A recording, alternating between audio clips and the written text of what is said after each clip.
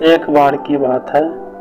एक बार एक अध्यापक एक संपन्न परिवार के शिष्य के साथ कहीं जा रहे थे, तो उस शिष्य को कुछ मजाक सूझी, क्योंकि उसको रास्ते में किसी गरीब मजदूर के जूते दिखाई दिए। उसने अध्यापक से कहा, गुरुजी, अगर हम इन जूते को छुपा दें तो कितना मजा आएगा। अब उसको तो मजाक सूझ रहा था, लेकिन गुरुजी ने कहा कि नहीं, गरीब इंसान के साथ इस तरह का भद्दा मजाक ठीक नहीं है। उसने कहा, क्यों न हम इन जूते में कुछ सिक्के डाल दें और देखें कि इसका इस गरीब मजदूर पर क्या प्रभाव पड़ता है। उन्होंने ऐसा ही किया।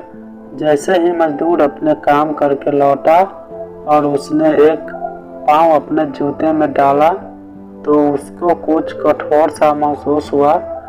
उसने अंदर हाथ डाला तो उसको कुछ सिक्के दिखाई दिए और थोड़ा असर में पड़ गया। आसपास की को देखा तो कोई भी दिखाई नहीं दिया। वापस उसके दूसरे पैर अपने जूते में डाला और वापस उसको उसमें कुछ सिक्के दिखाई दिए। अब दोनों जूते को सिक्के को उसने हाथों में रखा और प्रभु की तरफ इशारा किया, हे प्रभु, पता नहीं किस भले मनुष्य ने यह सिक्के मेरे जूते में छुपाए हैं, लेकिन जिसने भी छुपाए हैं उसको मेरी दुआ है, ताकि इन पैसों से मैं अपने बच्चों और पत्नी के लिए कुछ खाना और दवाइयाँ ला सकूँगा। और इतना बोलकर वह चला गया। इस बात को शिष्य और अध्यापक दोनों सुन रहे थे।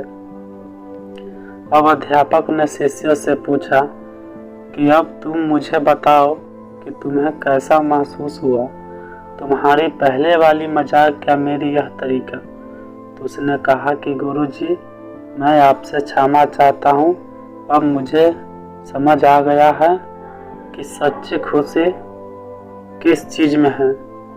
तब हम किसी की मजाक उड़ाते हैं तो हमें कुछ पल का आनंद मिलता है, लेकिन इससे हमें बदुआ मिलती है। लेकिन अगर हम किसी की मुश्किल परिस्थिति में मदद करते हैं और किसी भी हम मदद करते हैं, उसको भी नहीं पता कि हमने उसकी मदद की है, लेकिन अंदर ही अंदर हमें पता है कि हमने उस इंसान की मदद की है।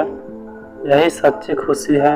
जब हम दूसरे को खुशी देते हैं तो हमें सच्ची खुशी मिलती है।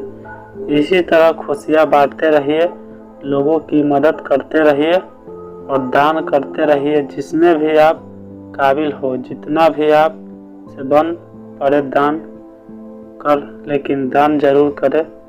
इसका मतलब ये नहीं है आपको कंपलसरी या अनिवार्य रूप से इतने रुपये दान करने ही चाहिए, क्योंकि हर किसी की ज़रूरत अलग अलग होती है। अगर आप किसी को पैसा का दान नहीं कर सकते तो हमसे कम चीज़ों का दान करिए।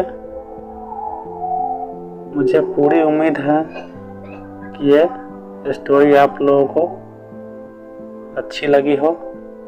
तो धन्यवाद जो आपने अपने कीमती समय हमको दिए इस स्टोरी को सुनने के लिए।